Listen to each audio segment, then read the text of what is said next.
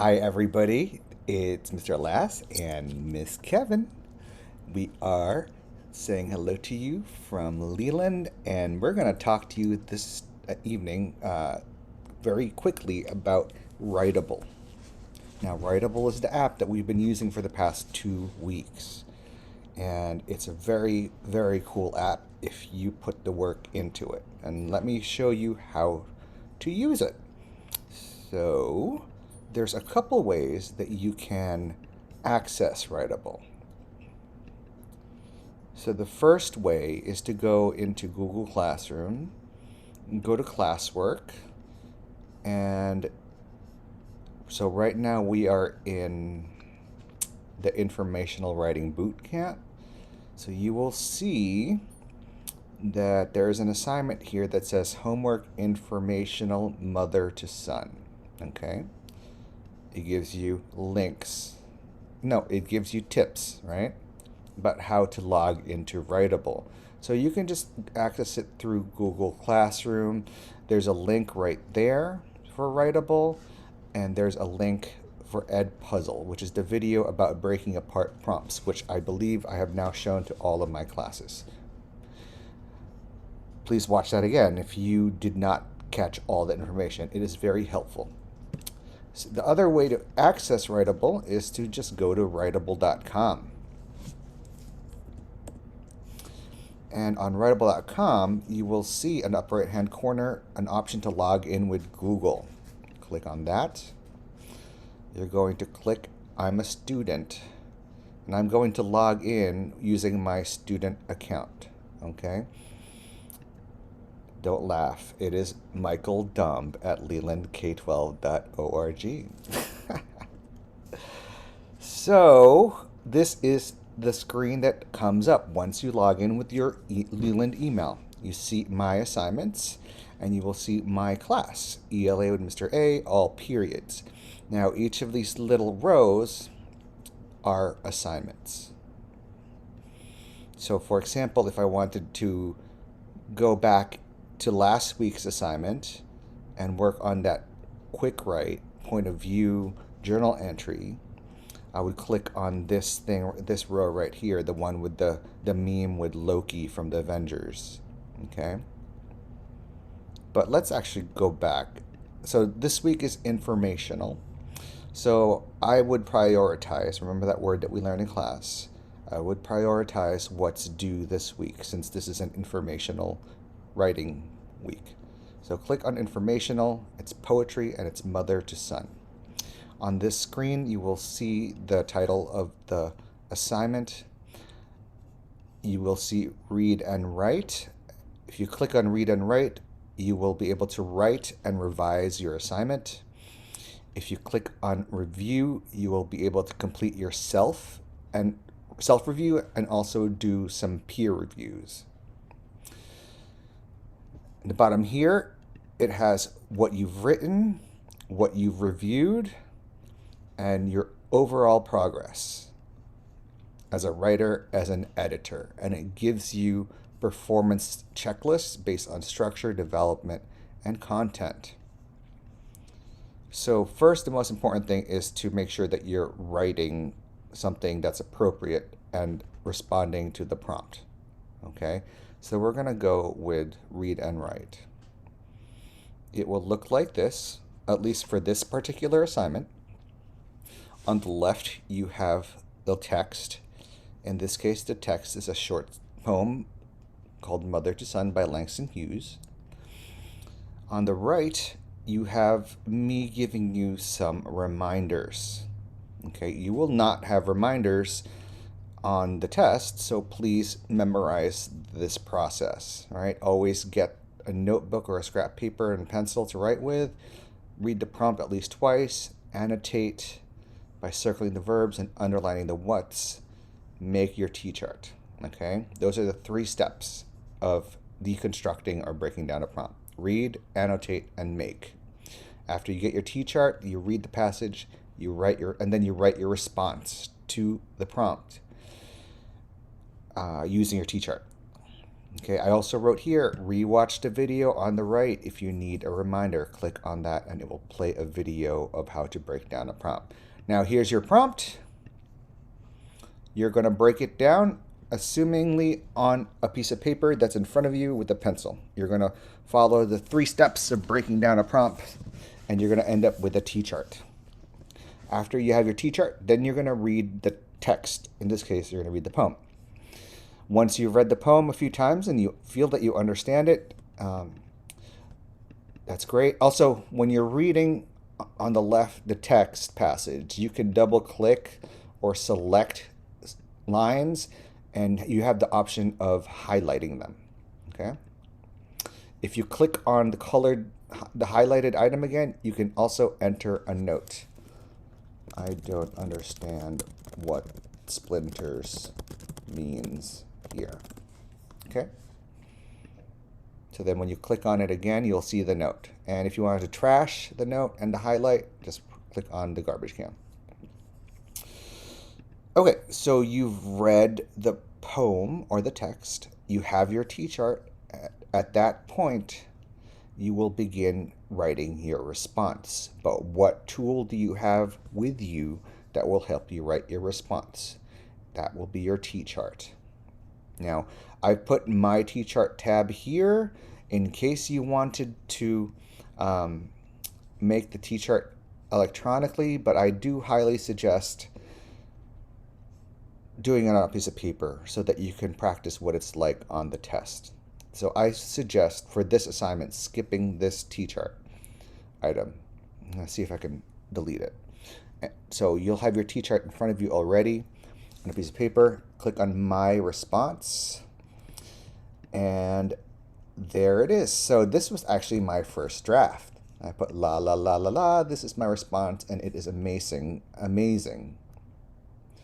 So I'm going to revise it now, okay, and add a few things, etc. The other thing I can do is click on the blue tab on the right where it says check and submit. Let's see what happens. Wow, look at that. So now your response is on the left, and you have your, oops, let me do that again. Back to my response. There it is. So you have your response on the left. You have multiple choice questions that check to see if you understand the text. You will not have these multiple choice questions on the test. I just gave you some practice items to get you asking these sort of questions, right? These are the types of questions that you're going to be asking yourself in your head, all right? Who's the speaker? Okay? What does she mean, or what did they mean by saying certain things, etc., etc. Answer these questions to help you understand the text. Now, you've already done your T-chart, right, on a piece of paper, so then just go ahead and click on My Response. All right? So now, this rubric, specifically this rubric for this informational writing assignment, is the rubric that the Mississippi teacher that will be grading your assignment, the random Mississippi teacher that will be grading your assignment, this is the rubric that they will be using. Okay? So use this rubric as a guide. You have 2 guides. You have your T-chart and you have your rubric. So you have to combine the 2. You have to make sure that you're doing the verbs and the what's on your T-chart. You're making sure that you're answering the prompt, because you've broken down the prompt into that T-chart and you're trying to check off each item on that T-chart. At the same time, you are making sure that while you're answering the things on the T-chart, you're also including the requirements that the state of Mississippi has for these kind of responses. Okay, this is an informational prompt. So these are the things that they expect in an informational prompt: an intro, a body, good transitional words between sections, and the right type of language. Okay? Now, once you've written your text, once you've checked off your T-chart, and you've looked at all these items on the right in the rubric, do a self-review and be completely honest. Okay, so go to intro. It says, I introduce a topic that is clearly developed. Okay, well, if this is what I'm basing it off of, what I have on the left, I would honestly give myself a star. One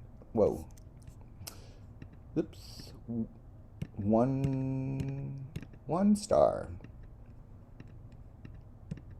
Oh, I guess this is my response already from earlier.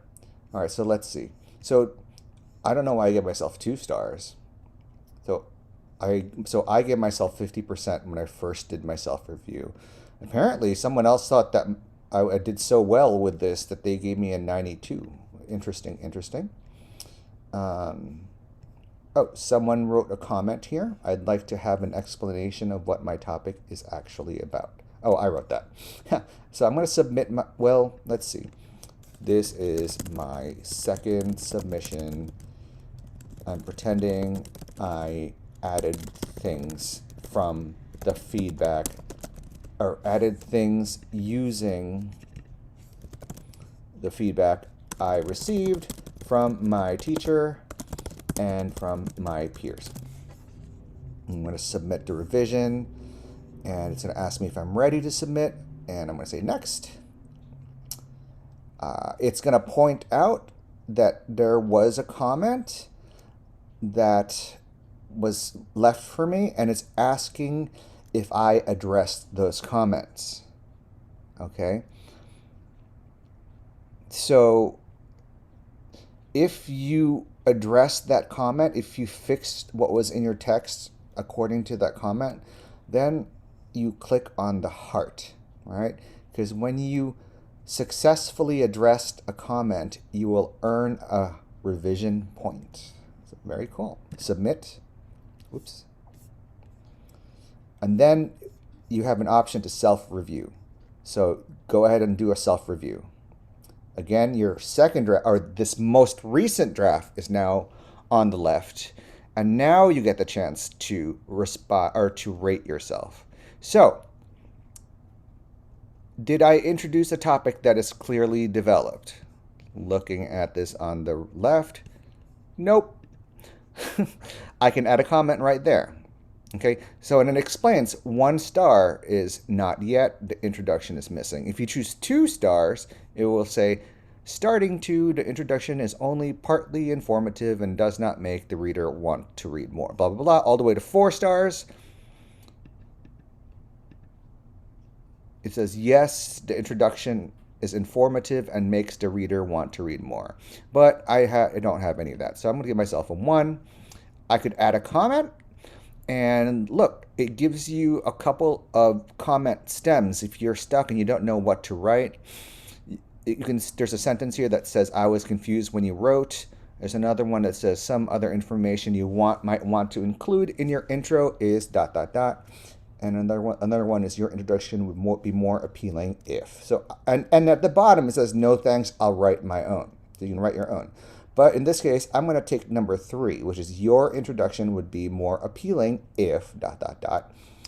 And it fills it in here, and then I finish the rest of the sentence. Your introduction would be more appealing, and this is me writing to myself because this is self-review.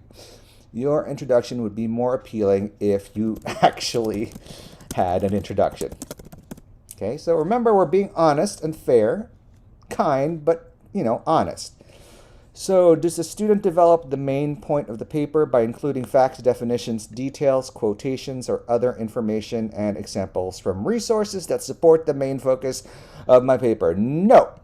I would add a comment. The student uses good transitions. No. And I would add a comment. The student includes language that is specific to their topic and audience. Nope. The more comments that you leave for yourself, the better. Because the whole point of the self-review is to become aware of your own writing process. And when you flip it around and you review other people, then you can see other people's writing processes too. So writing is not a one-shot thing, right? on the day of the test, it's a one-shot kind of thing. But in general, writing is a process, right? You're consistently improving upon your work. So people give you feedback, you give yourself feedback, and then you write another draft to make it better. So authors who write books never really write books in one sitting. They write a first draft, and then they send it to their editor. And their editor is like, this sucks, or you should cut off chapter 3, or you should add a chapter about, I don't know, the Golden Phoenix, whatever. And then the author goes back and says, well, I don't like that feedback, or I do like that feedback, so I'm going to change these things in my second draft. It's a process. All right, number 5, student develops a response. Nope. Number 6, the student includes a concluding statement. Nope. So here I'm going to choose no thanks. I'll write my own, and I will just write, you did not include a conclusion at all, and you did not make a point in the beginning to bring back into your conclusion. Okay, so look at this in red. So someone left this comment, I'd like to have an explanation of what my topic is actually about. The question above it is, did the writer address these comments? Nope. And then submit. And you are done. Okay, if you ever need to go into the prompt or go back to the prompt, you can always click on prompt. Or if you're in a screen like this, where up here there's a little triangle next to informational, click that, and the prompt is also here. Okay, so you're finished submitting, or I'm finished submitting my second draft, and I've already done a self-review. So that's how you do that. Okay, so I'll end it here.